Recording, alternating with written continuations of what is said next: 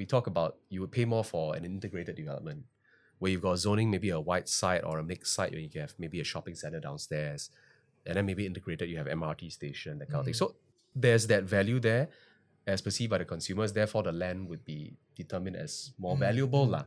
And then the developers would also have more courage to be able to want to go in and make a bid for it.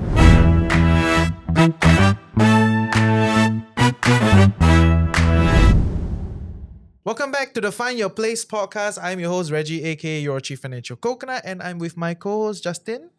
Hey guys, good to see you again. Yeah, and today we have another important big wig in the studio, right? Yeah. You consider yourself a big wig, right? No, I'm a market modest. This is servant leadership. Yes. We are serving. We're serving the market. We're serving the industry. We're servants. Okay. Okay. But for our audience that don't know you, would you like to introduce And yourself? my name is Darius. I'm the CEO of 99.co, which is a property portal. We also run SRX, which is a data analytics platform. Okay, great. So I actually look at SRX quite a bit, right? So, Oh, yeah. You want to find out how much your property can sell for, right? Would you consider that the smarter investors, they will look at SRX more? Whereas 99.co is a lot more information about all over the place. You know what I mean? Yes, I think SRX definitely have more data and more analytics Exactly, too. yeah. It also has its famous X value for finding out what your property is worth. So for more data-oriented analytical buyers, sellers, investors, then yes, the SRX is more popular. 99.co will be more mass market lah. Yeah. User experience is more convenient. Yeah. A lot of people like it better from a search and discover property standpoint. Yeah, fair, good. And I mean, I would consider you a dominant player in the game today, right? So Thank you. it is what it is. Thank yeah? you. Yeah, Very and kind of we you. and that's why you're on the show, right? Everybody that comes on the show have a certain standard. So we today want to talk a little bit more about this whole matured property thing, right? This whole like SERS, VERS, en bloc, mature property, right? And I think there's a lot of people that are exploring this space for multiple reasons. It could be that they've inherited the parents' property. Right, it could be that I think based on the data sets, you can tell that the cost is very cheap for some of these matured property. So you might just take the 50-year and run the course, right? So there's a lot more discussion in this space. So we wanted to take to this episode to talk about versus en bloc, all this mature property, what's going to happen to them. Okay. Interesting topic. Yeah. So you sure this is the right age group or not? We're quite young, No, I think we're the right age group, right? I'm not. Our parents' age group is it's much younger they than will pass to us lah. Then eventually we'll settle this thing, right? So to lay the ground, right? Maybe just kind of help us understand like what is going on here, right? This SERS VERS, like what is the difference, Because I think sometimes the media cover in a very sensational way, right? I always say it's very sensational. sensationalized. Yes. So like, what is it actually? And then en bloc is probably more on the private property side. Then we can kind of compare that on that view. So would you like to take us through? Sure. So I think all these abbreviations, right? That's what Singapore is famous for. Yeah. So I mean, SERS and VERS are actually for the public market, right? One is voluntarily done, which means they give you, the residents, the choice to choose whether you want to go through the process. Basically, it's two different things, but actually yet the same thing. So let's talk about SERS first. SERS usually is mandated more by the government. They'll come in, they'll acquire the property because maybe they want to build an MRT station or whatnot. So they have to take over your property. And of course, in view of that, they will try to give you a discounted replacement nearby or in the vicinity. Whereas VERS, the word voluntary comes in, which is once your property hits a certain age, the government may come in to give you a choice to say whether you want to stay back and let your lease run its course, or of course, you have the choice again to then maybe sort of like move into another area where they'll give you some discounted pricing, giving you some residual value while your property still has maybe about 30 years left on the lease. So that's the public market side of things with SERS and VERS. Then with collective sale en bloc, of course, that's what everybody loves to talk about. I think is it the talk of the town? Or is it like No, more and more people talking about no longer, to be honest. But I think we can delve deeper into that later. I think in 2018, we had that huge run-up, almost $10 billion, if I'm not wrong, of capital released into the market because of collective sales. But different time today. But anyway, collective sales is just very simply older properties, whether they're freehold or leasehold. The residents get together, they form a sales committee, and they decide to maybe want to try to look for like a developer to try to buy over the place and redevelop, intensify it. Yeah, so that's pretty much these three different areas lah to talk about. Yeah. So I think there's a little bit of a public discourse around VERS for a while, right? There's a little bit of that discussion around like how are prices determined? You know, like do you have some thoughts around there to I know sometimes these things are black box, right? Like we don't exactly know how the price is determined, but based on the data sets, you probably have a general sense of like how are the prices determined, you know, how much do you need to put in and all that. Would you like to kind of lay some insights there? I think maybe first of all, for the audience, a quick clarification, right? VERS hasn't happened yet and not going to happen until 2039. So a long time away. A lot of things can happen between now and then in terms of what the scheme is and how is it being used. But I think both SERS and VERS obviously came out because we are, for the first time in the Singapore history, getting to the point where HDB blocks are almost running towards its 99 lease end. So we got to have a solution to what actually is going to happen to it. And if An exit plan of sorts. an exit plan of sorts, right? So definitely there's a big discussion around how the price is set. And I think we have pretty good guesses on how the government think about these things. It will be some sort of market price discounted by lease decay. Government has a famous Ballas curve. You can look it up. It's pretty complicated, but essentially, long and short of it, what it means is that the shorter the lease is left, the less value it is. So there's a discount rate to it. And then you discount the market price based on the lease value. And then in the end, you get a certain price. Now, this is how we understand typically how we would think about price and value. Exactly how SERS and VERS is going to set this price, that's really a black box at the moment. Yeah. Fair. Very, very PC. No, but this is particularly because, I say this, yes, PC, but it's also because what is market price is very hard to say. We just saw, I think 2 weeks ago, last week, Dawson has a new record again, 1.7 million for HDB. Yeah. Is that market? Is it not market? Who knows? How do we know what is market price? Is that no one cares about Bishan anymore, right? Now it's Dawson is the talk of the town, right? it's everywhere is going up. Everywhere is going up. Okay, fair. So I think for our listeners, right, when they think about it, then the question is there an opportunity here, right? Is there an opportunity in the public space to park yourself in some of these older flats and then get that turnaround in the SERS or in the VERS? You know what I mean? And then Yes. potentially get a capital, release in the market. Justin, what do you think? I run platforms, so I got no opinion. Better ask the industry expert. Forget it. Yeah, don't think of punting it. We just put listing, let you find only, okay? Yeah. Better ask the expert here.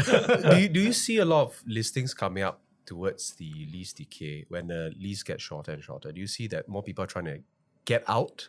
That's a I don't question have the as well, data right? point with me, but Yeah. definitely. You So do see that, especially right? when Yeah. it's approaching the 60 years Yeah. lease left, the conventional wisdom is that because there's another factor at play, which is that the ability to get a mortgage decreases once you get past that age. So your exit the plan is property age as affected, well. right? Yeah. Your next buyer will have the issue. Yes, so there's a lot more people that, basically if it's a 99 years leasehold, when you hit 30, 40 years, then suddenly there's a surge of people looking to exit. But at the same time, there are also a surge of people looking to buy.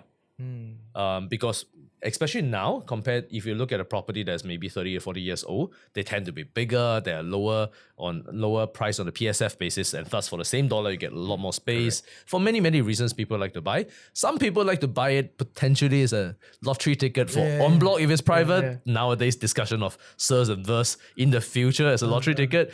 Now, I don't know if that's advisable public, particularly in the HDB side. So I think there's many good reasons to buy an older estate as well.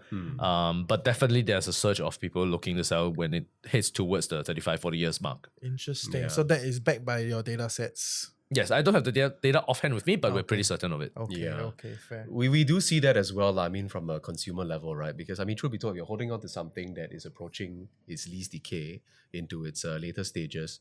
You will start to worry as well. Because today, firstly, depends on what stage of life you're at, right? Say if you are already 50 and then you think you can live another 40 years, you've got 30 years left on a lease, that also becomes an issue. You don't want to be living in a place until you're 90 and then say, I'm still alive, but my lease is not alive, right? So then you got to move at 90. I don't think that's very workable, right? So, and then, okay, It'd be quite cute if someone moves at 90. you know what? If I can move at 90, guys, that's great. That's great. I'll call for a house outing and a house warming after that, man. I think that's worth celebrating, right? Yeah, but I mean, so there's the reality and the practical issues, right? Like outliving your lease, right? That's one thing. Then, of course, like what Darius was saying as well, people tend to worry about the exit plan because if you need this real estate as your stepping stone to your next real estate, you had better clear out earlier when you still got a more you've got a higher resaleability rather than waiting towards the end, right? Where it might be so difficult to sell out. So I think it's so subjective. Your question was asking more, do you think that perhaps there's some people are thinking of this as an opportunity, right? To jump in. The government has already also made it very clear, right? Don't depend on this. Even, okay, you talk about SERS VERS being public market. Again, that's mandated by the government. We don't really have control about it. Maybe you can look at certain areas and like postulate, oh, there's going to be a lot of urban redevelopment here. Maybe they're going to be clearing out this area. Say like maybe Marine Parade, they're going to be doing the whole Long Island project. So they're going to intensify the area. Maybe I should just buy one of those old point blocks with, 60 years left or 50 years left on the lease and try my luck. But the word is trying your luck, lah. You never know how it's going to play out, right? But that's a public market. Then private market. Private market, if you're going after a leasehold property, again, I think you got to look at the fundamentals of the intrinsic value of the land, right? Say, for instance, you buy a piece of property that's directly above an MRT station. Whether it's 30 years left on the lease, 70 years left on the lease, developers or whatever the market is still going to continue to demand it. And because of the private market, you have the ability to do collective sales. Your land with that intrinsic value being above an MRT interchange or MRT station will hold that value much longer. And somebody will come along at year 40 or year 30 or whatever, and it's still worth something because it's price land, it's prime land, right? So that game is a little bit, I would say, easier to manage. There would be, because you're talking about just private market fundamentals, right? Economics, right? If the land is worth something, there'll always be demand on it. And in fact, you let the lease decay even more, the residents might have more push factor to want to get out. Then it might be even easier to talk to them then. So it might make sense. Rather than you go something that's 20 years old, people say, I still got 80 years, 70 years left. I'm in no rush. So if you want me to sell you this land, this is my price, right? Versus going to something with quite a deep lease decay where there's more push factors for the residents to want to actually exit. Then the developers might have an easier conversation. I mean, one of the things now why the market isn't really so hot for collective sales, because a lot of the sellers we know, they're still sitting up there on the cloud saying, I know my land is worth a lot of money. Land prices in Singapore is only one direction. So I'll just wait. And better still, we talk about 99 years if it's freehold. Wow.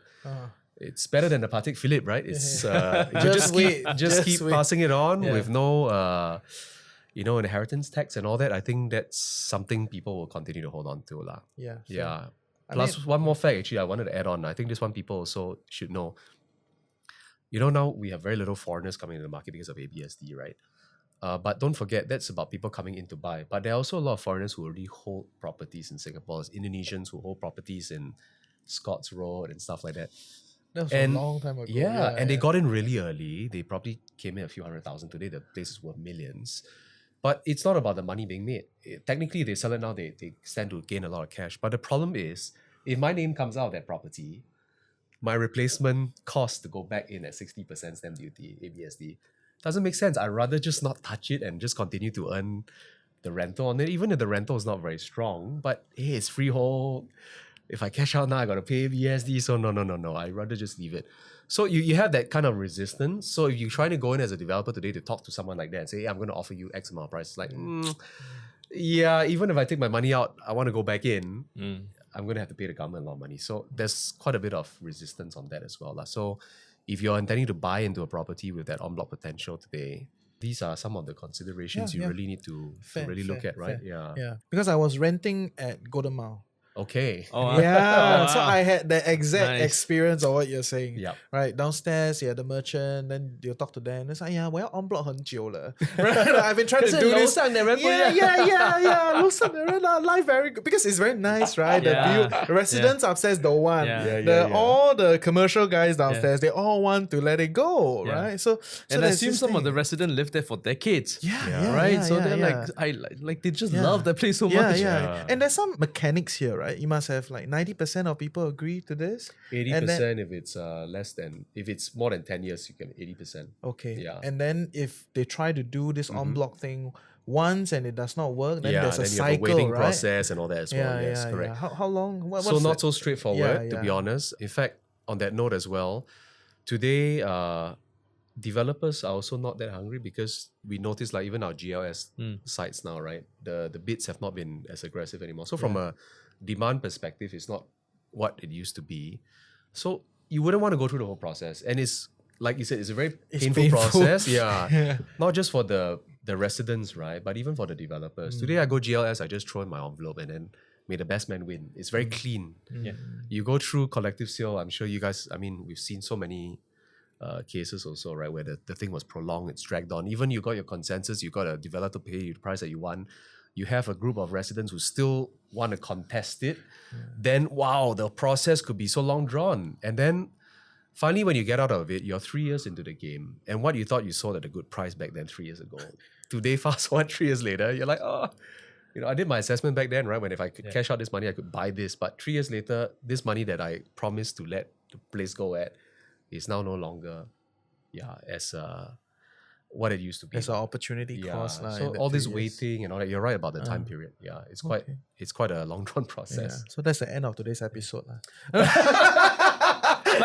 Justin, you'd be right to say that is even en bloc also follows the property cycle, right? Yeah. So I think property cycle comes every somewhere around 7 to 10 years. There's always a cycle where the demand outstrips supply. So developer is rushing to buy land, to build, to cater to the demand. And then especially over the last few years since COVID, we have also slowed down population import, amongst other things. Birth rate has dropped. So I think for all those reasons, I think the market is adjusting to the lowered demand. And then once the absorption rate of the existing units is taken up, then I think the en bloc cycle will come back again. But these things always go in cycle, whether it is the property price or kind of demand for new developments. Yeah. Fair. I mean, Reggie, would you consider buying something like Golden Mile if you had a chance to buy in again? Something with such a shorter lease, No. right? No? Okay, that was a straight answer. No, because I mean, my point of view is the place is not very nice. Okay. Right? Like, okay, the location is not bad, Yeah. right? The view is not bad. The view is not bad, but the building is just crumbling. Like I can feel Yeah. the mold, when I go in. Yeah. Right? Then the bamboo shoot downstairs, the smell is very strong, right? Like we all know what Golden Mile was for, right? So it's a great place to drink, have good Thai food, but it's I don't like it. But I understand what you were saying, the contestation, because there will always be people that come in with, this is a historical value. Yeah.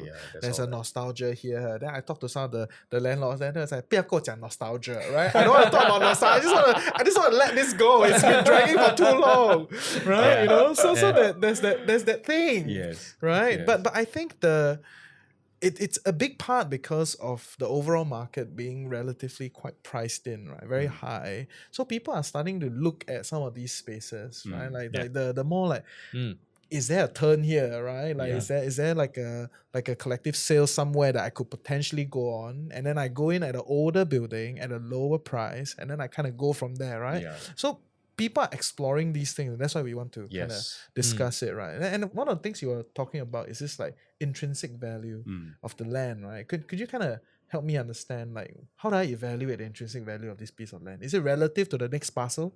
Right, yeah. I think land prices all differ. I mean, the thing about land is not homogeneous, right? It's heterogeneous. So, like you see, one site could be, we've seen properties, I'm sure Darius has seen this on data as well, right? Because this is District 9, and then this happens to be another district. Even though it's just across the road, there's a price differential already. There's this condo I always remember at East Coast. It sits between the line of District 15 and 16, but they're both called Eastern Lagoon. One is 1 and one is 2. right? But they both sit on different sides of the road and they are both in different districts. And because of that, there's actually a price differential, even though they look almost exactly the same and they are both just across each other. But because of the district differentiation, right, the land value is different. Yeah, but also because of that, in Singapore, we have development charge, DC, and all those kind of things. And DC applies to different zonings as well. So there is actually an intrinsic value to the land. That's why the government actually charges higher development charges for certain zonings, even though they're lineated on almost the same space.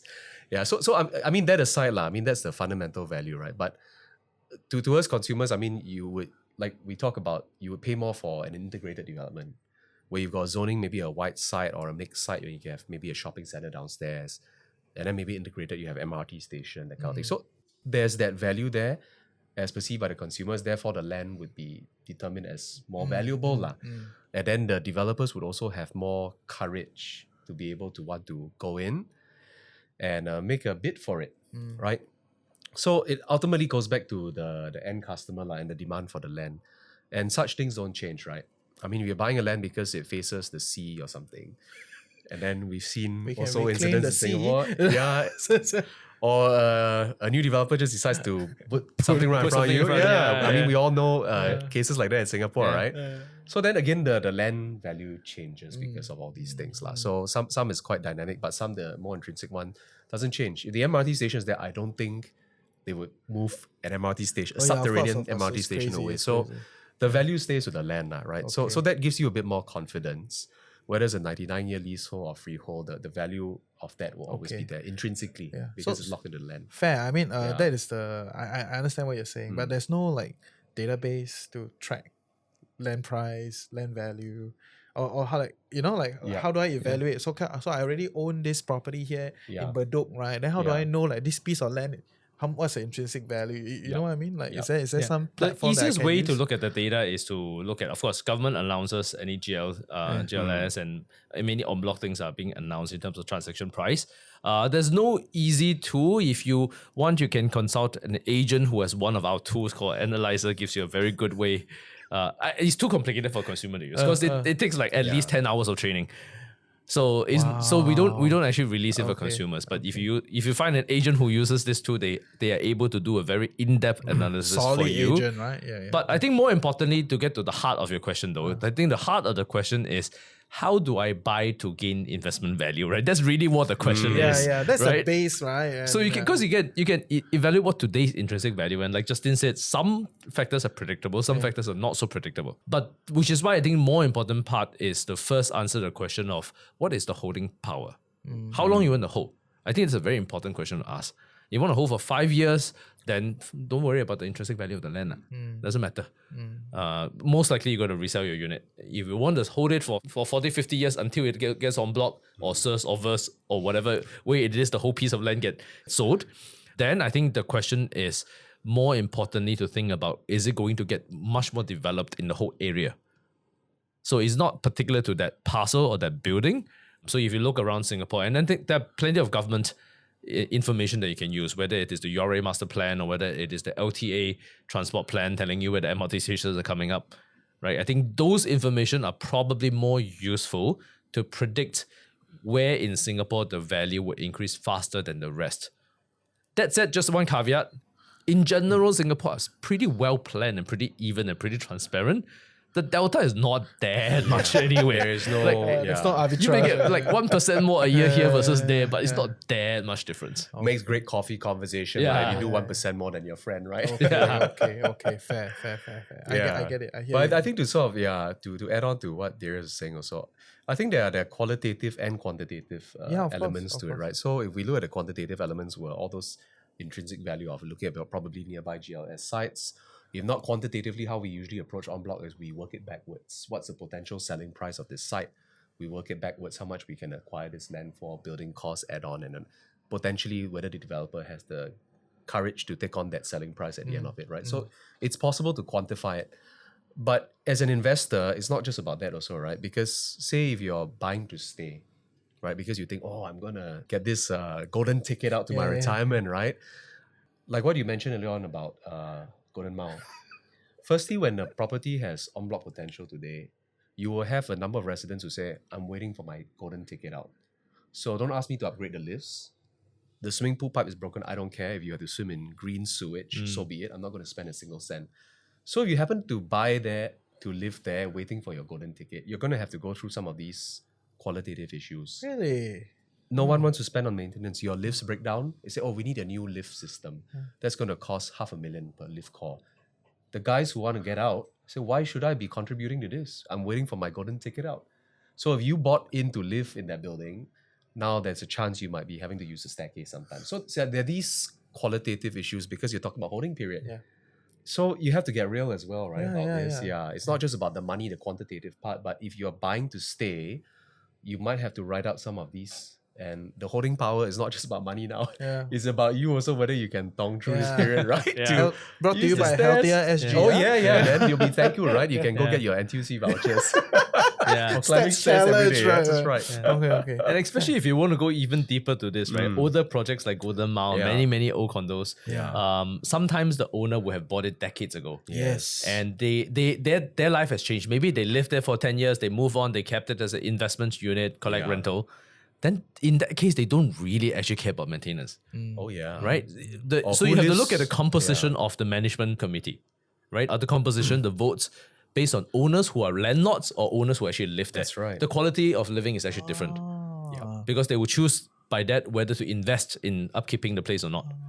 Absolutely. That is Imagine you bought in $500,000. The house potentially today could be 4-5 million.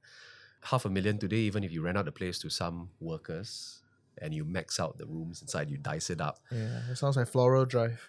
A couple of examples, very easy. Because A lot. I mean, the older ones have large floor plates. It makes a lot of sense to dice it up, right? Yeah. Your living room could be 3 bedrooms, and 3 bedrooms are the use. Amazing, man. You add on to the other 3 bedrooms, right? Yeah. So like spot on what Darius is saying, man. If you don't mind walking out and next to you is a house filled with like 6 to 8 different workers inside. Workers also of different professions, right? You might be white collar and all that, but your neighbor might be in a completely different kind of profession. The landlord doesn't care. I mean, they're getting good yield, or maybe they don't even care about a place because they bought $500,000. They might just leave it to be a storeroom. And again, if you ask them to spend $500,000 to upgrade a lift core, I bought it for $500,000 and don't really care, man. Wow. You know, but you're living right next door, you're putting on your nice suit to go to work every morning. Then you realize, oh, done. Yeah. The lift's not working again. Yeah. And then you take that nice flat of stairs down in your Armani suit. Okay. Yeah, so I never thought of it that way, Yeah. but that is a There's some of these that is things, very right? tangible. Yes. exactly, especially if you're buying to stay. Yeah, Right, fair. I hear you. But I want to kind of dig a little bit deeper into that developer thought process, right? Because I think you alluded a little bit to it, right? Like, because ultimately you exit to a developer, right? So somebody got to come in and then they want to buy it up and then they redevelop it and then they sell it, exit into the market again, right? So what is the kind of thought process? Is there certain like benchmark formulas that we can think of, like anything for us? Yeah, I mean, maybe you can ask Darius first Yeah. about the first part, which is the demand side, right? I mean, because for listing platforms, they can actually derive some data to see what people are searching for and what price levels and all that, right? So I think you're able to look at that and get a sense of what the market is looking at. And I think between locations or generally in Singapore, there are certain like median or price points that you can sort of identify to know what's the sweet spot pricing, right? Yeah. Yeah, I think if you look at data, I think pretty much you can pretty easily tell whether it's on 99.co or somewhere else, pretty easily tell what is the average transactor price and the asking price in those areas are. Okay. If you look closely, you can also see what is the absorption rate, meaning that how fast units get taken up. Okay. So one of the indicators, for example, many people may not pay attention to that's actually quite important is how long does a unit stay on market in a particular project? How many units is being marketed versus how many transactions actually being sold? So that gives you an indication on that area at this price point. What's the demand like? Now, why is that important? That is important because a developer will look at a place where if the demand is pretty good, but there's no new supply. So then this becomes an opportunity for developers to say that, well, okay, let me build something new to increase supply at a higher price because they always have to price the new launch property higher than existing resale price, often by at least 20%, sometimes higher, right? And then they would have to gauge to say that if I launch something like this, the market is looking for a new place. People willing to pay a bit of premium for a new property. Many other good reasons why people want to buy new property. But they have to first understand that actually the current units are being absorbed quite well already. And I think that if effectively goes back all the way back down to, well, then if I'm confident to launch a project at this price, then what can I pay for it in land? I mean, there's a whole process in between in terms of what's upgrading fee, what's the construction fee, all those things. Then you work backwards on what can I acquire the land at. So I guess that's how developer would think about it. Fair. Yeah. I get it. Yeah. So that's why I asked the question first, because actually a lot of it comes actually from the tail end of it, right? It's the demand. Yeah. I mean, developers will only build if there's demand. Yeah. I mean, that's one of the reasons why en bloc has also slowed down a little bit, right? Because today in Singapore, developers are only given 5 years. You can't just buy a piece of land and say, oh, you know what, I'm just going to pass it on to my next generation or sit on it, right? Yeah, we're not going to land bank here. Yeah, there's no land banking in Singapore, man. So the minute you go in, you got to run, right? Turn, you got to really run and churn. So that's why we have to look at it from the demand perspective, right? How much can the market absorb, right? Let's say this site is huge. Say, for instance, let's take a live example, Mandarin Gardens, East Coast, right? The last worth of the land that the residents were asking for, the capital expenditure for the land, just to acquire the land alone, right? With development charges and all that, if I'm not wrong, would have been close to 3 billion, 2.7 to 2.9 billion, if I'm not wrong. And firstly, that's a huge number for any single developer to come to do. So you likely need a consortium. So the entry part already becomes a bit of an issue because it's huge capital. That's just land. You still got to put in money to build the building. You know, you're not even at that yet, right? And you're already like almost 3 billion down. Then that's if you get through the whole process, right? That's still a big question mark there, right? Because you've got residents there. I mean, my granduncle used to stay there and he belonged to the no camp. No way I'm gonna, so you gotta deal. That type. Yeah, so you gotta deal with people like him. Yum cha all the time, uncle. Oh, yum cha also not enough. I think you gotta put some things in the tea to accelerate the program, right? Yeah. But I mean, that's such an idealistic situation. You get through everybody says, yes, I'm good for it. Then you spend, close to $3 billion on it. Then you gotta go and spend your construction costs. Construction costs also, I mean, today we know has escalated through the roof. But that's not the biggest problem. The biggest problem comes back to absorption. Mandarin Gardens, if you were to redevelop the whole space, you're going to have to probably build about 3,700 units or so. Wow. You want to talk about absorption rate, right? Yeah. How are we going to get the market to absorb 3,700 units in the East Coast over 5 years? So that alone becomes a problem. So let's say we didn't decide to split the land up, but you still got 5 years. You still got to sell project A within 5 years and project B in 5 years. Either You're way, still having to deal with 3,700 units. So that's why the absorption is the most important thing, right? If you're not able to absorb, then no way with policy in place now am I able to make this work. I mean, the capital expenditure alone is one thing for the acquisition of the land, but it's the numbers which will not be able to work. No matter how cheap I make it, I still got to sell 3,000 over units in 5 years. Completely no go.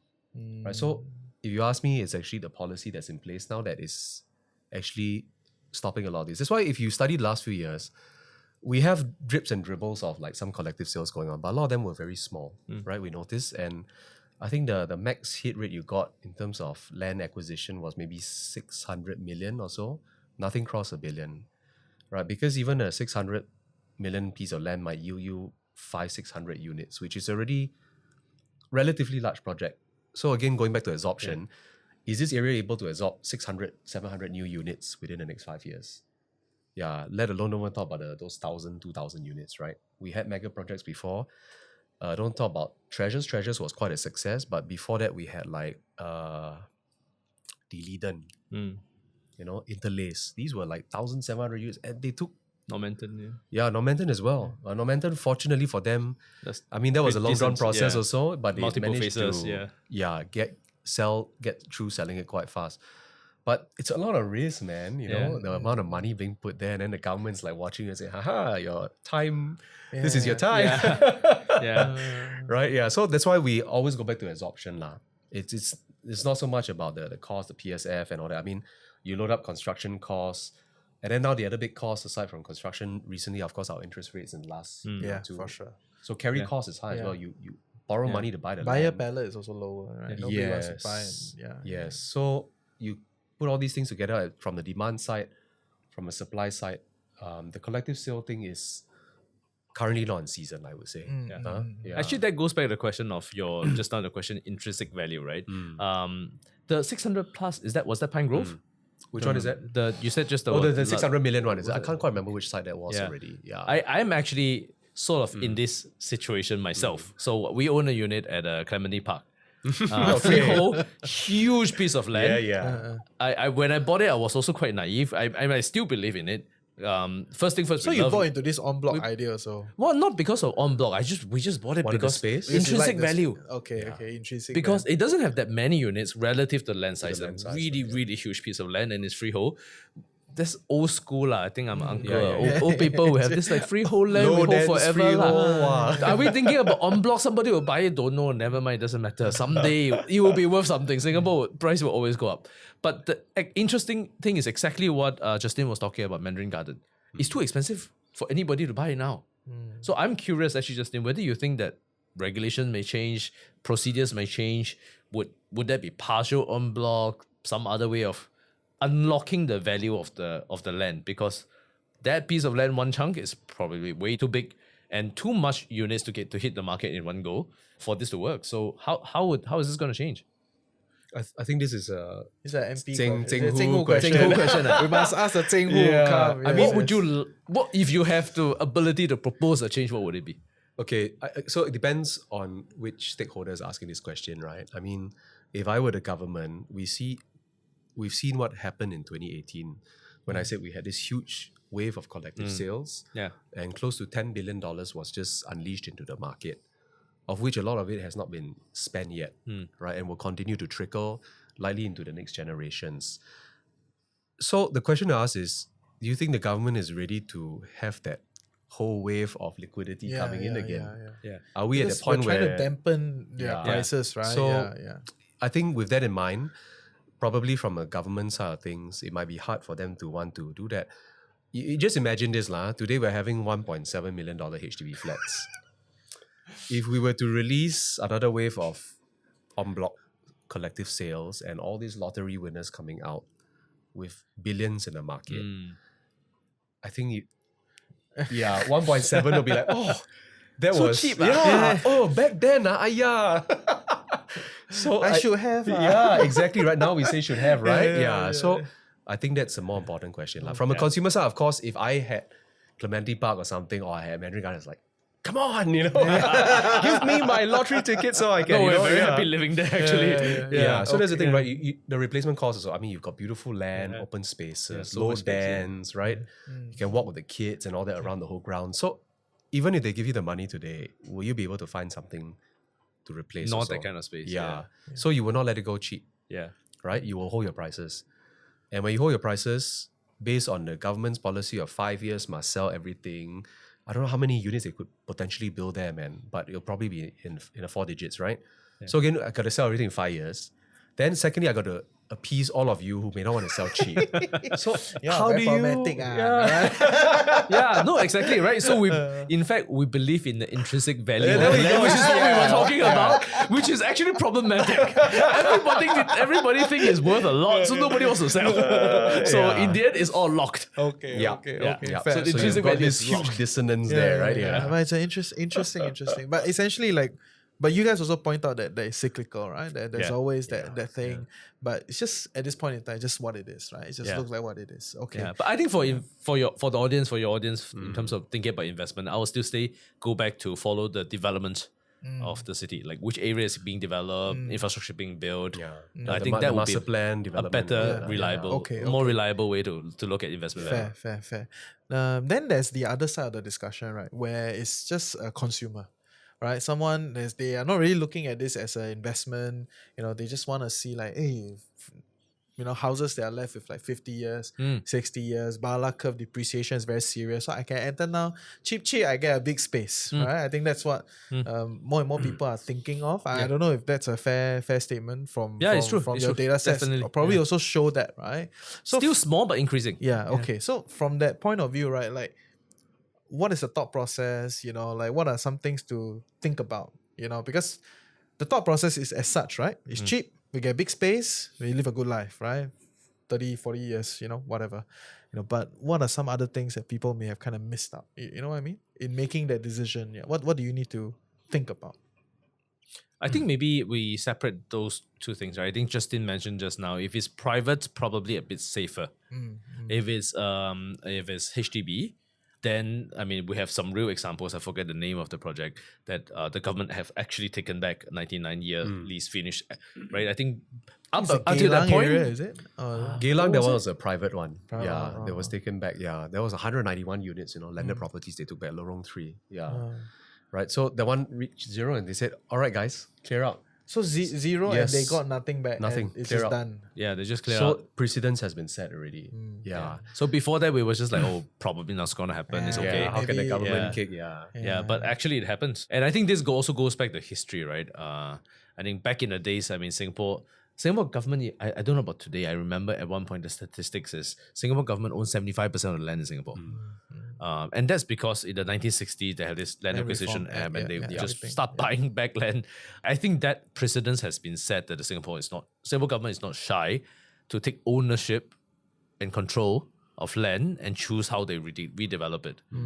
So especially if it's HDB or kind of government land, then I think there's some risk that you will actually run out on the lease and it will actually be gone. So the idea to buy for a short lease left in terms of having good space, that's true. And many people nowadays appreciate it for lifestyle reasons. But from an investment standpoint, I think it's a risk that need to be considered. Okay, fair. So essentially, because the Bala curve have two parts, right? Essentially, one is the land appreciation that kind of counters that Bala curve, right? Yeah. That's the general idea, right? Correct. Yes. This property will get cheaper and cheaper over time because of this Bala curve. But if the intrinsic land value keeps going Keeps up, going up, then it yeah. can counter the Bala curve, right? Yes. That's a general idea. But based on this story, essentially, because it's a leasehold, whether is it private or public, once it gets to 99 years over, then it's over. You're getting nothing back, right? So that's the thought process. Correct. Okay. Yeah. And then what are the chances of, let's say I go in at 50 years, 60 year mark, right? Yeah. And then I stay 10 years and I want to exit the market, right?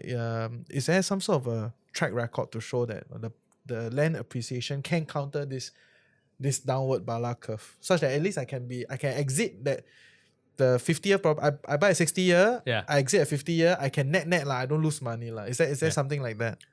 I think the academics are always a bit contentious, right, for this. Yeah, but I think it comes back down to market at that time, right? We talk about all this academics. It's practicality, what? At the end of the day, if say you buy something that only has 40 years left, but the 99-year next door is like 3 times the price, then based on affordability, actually, it's like, wow, I'm getting so much bang for my buck. Yeah. You might still get people who may want to buy it, right? And I think this whole thing also, maybe we just need to take a step back to maybe sort of like realize that it's all subjective, right? Yeah, You- of course. double income, no kids, you may not want to leave anything for the So next if more generation. and more ding couples. More dings. Yes. Don't forget, here at OrangeTee, where we're always talking about this new market that I see potentially a very big one coming in, which is the right sizing. We're a hyper-aging society. A lot of people our parents' age will all soon start to divest, Yeah. decumulate.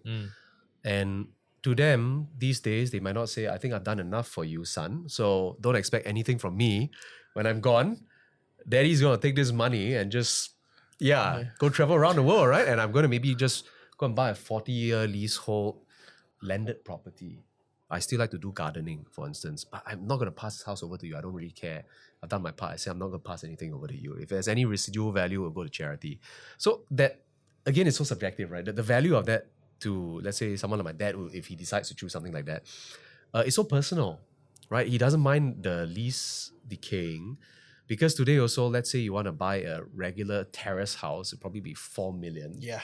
But you get to buy this, like 40-year left on a lease thing for like $1 million. 1/4 the price, man. Right? You get a landed lot, you still got a garden, you can still got a car porch to park your car. Feels like you never really downgraded, let's say, from another landed property you came down. So again, it makes sense on that aspect. So if you're looking at it from an investment perspective, then different. I think like what Darius was saying also, it's quite high risk because you're playing with chance and hoping that there's that golden ticket to exit. But if you're someone, like I said, a right-sizing market who doesn't really give too much of a hoot about wanting to have that Yeah. transferred over Just the wanna next live a generation. life, I just right? want to live Yeah. a life. It's really value for money, man. And probably if you right size from a larger house, that $1 million could have just have been cash, and I think it'll be the same for HDBs, to be honest. I think a lot of people, our parents' generation, I mean, after we've done our time and we've lived the life that we wanted, Done our time a bit sad. Huh? in terms of like, the done our working, time, guys. But Hey, funny you bring that now up, I right? understand what my parents told me all those years ago. Yeah, what when did they they, say? when they say that I want you to be independent. This is really what they meant. Inception, I'm not man. leaving They anything for They you. planted the Good seeds luck. long time ago. I see. This is what they really meant. But yeah. yes, I mean, like if imagine your asset value is 4 million, you bought a house 1 billion, you're not downgrading, you got 3 million cash, go to Paris and have some fun. 3 Fantastic, million, right? put it today in a Yeah. T-bill, generate do 3 all your bucket 4%, list. Yeah. You could So do you're thinking about everything, man. investment or go bucket list, right? That's the Yeah. truth, lah. So, Yeah. and again, it comes back down to demand market, lah. That's why I always say we look finally at the end of the curve, which is what do the people really want, right? Double income, no kids, right sizes, downsizes. In fact, sometimes if you even want to look at it from investment perspective, right? Very interesting. Say Tiong Bahru, you go and buy one of those old walk-ups there, Very right? nice, Very huh? charming, Yes, right? very nice. The rental, by the way, is amazing. Yeah, over there. to you super. Yeah. So you might have 40 years left or less, or around there. You buy it for a mil, you can generate 6-7 grand a month. You just do up a bit. That's a damn good yield, leh. Yeah, You're generating 7 or so percent. Within less than 2 decades, you've made it back. Yeah. You still got another 30 years to go after that, Yeah, and 7% to the property value, not to your upfront cash. Exactly. Yeah. Exactly. Yeah. Right? So, hey, actually there is an investment sense in that, Yeah, right? Yeah, you still make back you still recoup your capital. So maybe not in the capital appreciation sense, Yes. right? But charming neighborhood. charming neighborhood, Yeah. cash generation, annuity. But 没有了, left Tiong But Bahru. so far, go back. There are only a few Katong, only a few Yeah, places. getting less and less. So, Yeah. supply getting smaller, maybe the value will so- continue to go up. So, you see, there we go. Yeah, that one koyo already. Have to, lah. Occupational hazard, right? Yeah. No, but going back to your question, right? In terms of, actually just looked at this with the team maybe a month ago. Interestingly, so you're exactly right. So in the end, what the market transact is, there's the market price that go up, that discounted by the lease decay, right?